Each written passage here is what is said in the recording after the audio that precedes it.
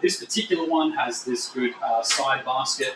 That's for burning wood to become embers.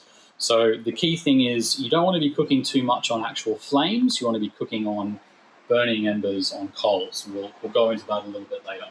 So starting fire here, but then actually cooking here with embers themselves.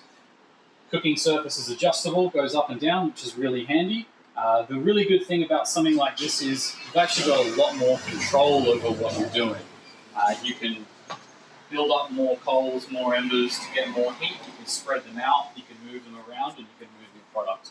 I think one of the misconceptions with people is it feels like because there's no on-off switch, you might feel like you have less control, but you've actually got more control. You can move your entire cooking surface, you can make it bigger, smaller, whatever you want, as well as moving your product. So really, once you understand that, it becomes a lot easier to work with and to deal with.